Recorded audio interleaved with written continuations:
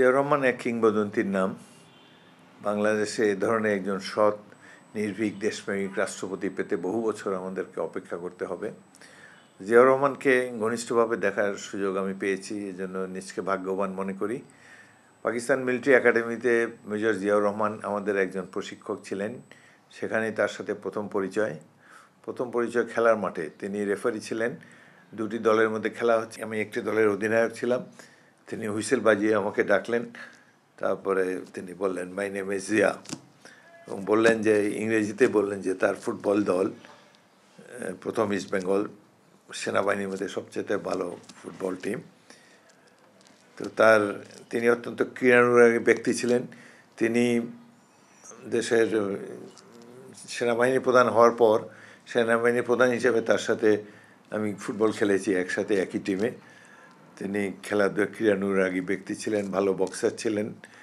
তো 1971-এর মহান মুক্তিযুদ্ধে জুন মাসে গঠিত হয় জেড ফোর্স।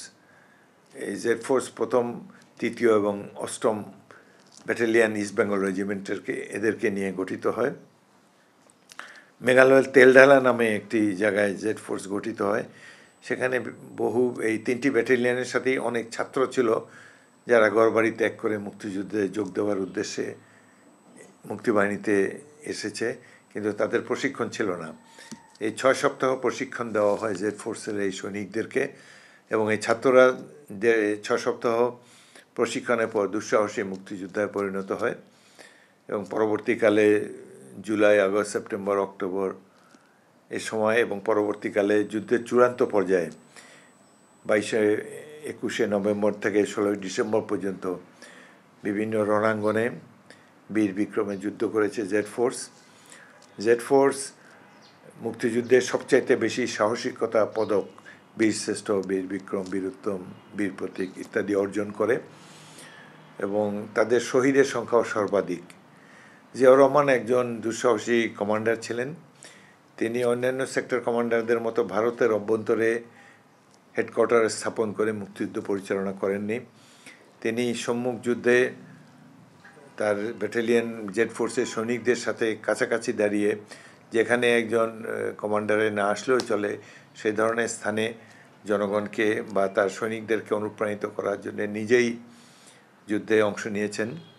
আমার মনে পড়ে 28শে নভেম্বর তারিখে জকিগঞ্জের গৌরীপুরে পাক বাহিনীর 31 পাঞ্জাব রেজিমেন্টে আমাদের উপর আক্রমণ চালায়। সেই আক্রমণে তাদের 80 জন নিহত হয়, এবং তাদের 30 জনকে আমরা জীবিত অবস্থায় বন্দী করি। এই পাঞ্জাব ব্যাটালিয়ানটি গৌরীপুরের যুদ্ধে প্রায় সম্পূর্ণভাবে নিশ্চিহ্ন হয়ে যায়। এই যুদ্ধে প্রায় 3 ঘন্টা আমি এবং আমাদের brigade commander major Ziaur Rahman একই বাংকারে ছিলাম।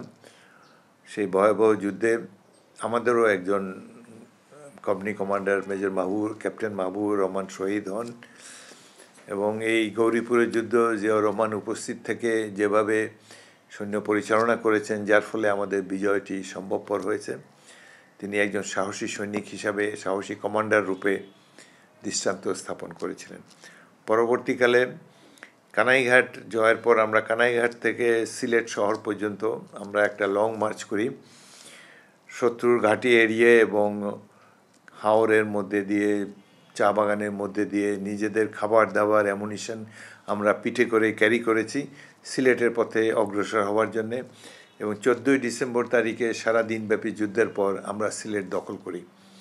তখন 18টি জেলা ছিল বাংলাদেশে, সিলেটই একমাত্র জেলা শহর যেটি মুক্তিবাহিনী একক প্রচেষ্টায় দখল করেছিল। সেই যুদ্ধে জিয়াউর রহমান আমাদের নেতৃত্ব দিয়েছিলেন। আমি এই আক্রমণ এবং রক্ষণভার পরিচালনা করি পাক বাহিনীর সাথে।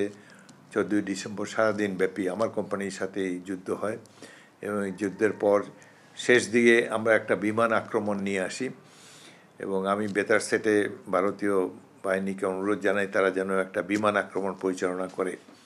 এমসি কলেজের প্রিন্সিপালের বাড়িতে যেই পাকিস্তানি শত্রু ঘাঁটি ছিল, সেটি আমরা সারাদিন যুদ্ধের পর এবং সবশেষে 4টার দিকে একটা বিমান আক্রমণের পর তারা পর্যুদস্ত হয়ে পড়ে, এবং তারা সাদা পতাকা উড়িয়ে তারা আত্মসমর্পণের অভিপ্রায় ব্যক্ত করে। এভাবে আমরা সিলেট জয় করি, এবং 26শে মার্চ স্বাধীনতা ঘোষণার মাধ্যমে জিয়াউর রহমান যে মুক্তিযুদ্ধের সূচনা করেন, সশস্ত্র মুক্তিযুদ্ধের প্রথম অধিনায়ক হিসাবে তিনি বেতারে যে স্বাধীনতার বার্তা ছড়িয়ে দেন, তারই একটি সফল পরিসমাপ্তি আমরা 15ই ডিসেম্বর সিলেট শহরে আমরা দেখতে পাই। এবং দুদিন পরে ভারতীয় পাকিস্তানি সামরিক অধিনায়ক মুক্তিবাহিনী এবং ভারতীয় বাহিনী যৌথ বাহিনীর কাছে তারা আত্মসমর্পণ করে।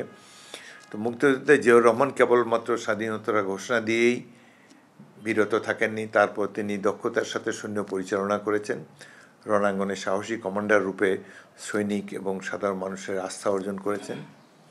পরবর্তীকালে তিনি রাষ্ট্রপতি হিসাবে সততা এবং দেশপ্রেমের যে বিরল নিদর্শন স্থাপন করে গিয়েছেন, সেটি যুগ যুগ ধরে বাঙালি জাতিকে অনুপ্রাণিত করবে বলে আমরা মনে করি। তার অনেক শাসক বা অনেক নেতা বাংলাদেশের জনগণ দেখেছেন, কিন্তু জিয়াউর রহমানের মতো একজন সৎ, নির্ভীক, দেশপ্রেমিক রাষ্ট্রপতি বাংলাদেশকে পেতে দীর্ঘদিন আরও অপেক্ষা করতে হবে এবং মনে করি তিনি দেশের স্বার্থকে সবার উপরে স্থান দিয়েছেন। আমি পানি সম্পদ মন্ত্রী ছিলাম।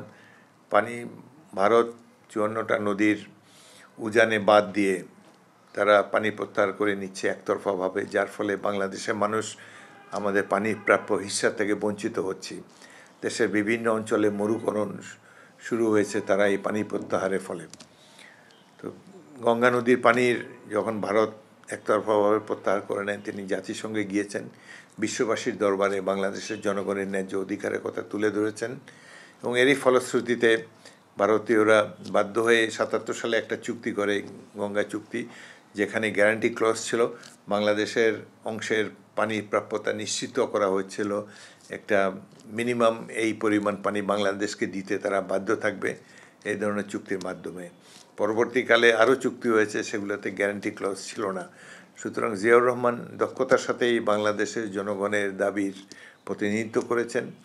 তার রাষ্ট্র পরিচালনার সময় জনগণ অত্যন্ত খুশি ছিল যে দেশে সততা, একজন সৎ ন্যায়পরায়ণ রাষ্ট্রপতি সর্বর উপরে থেকে দেশের ভাগ্য নিয়ন্ত্রণ করছেন।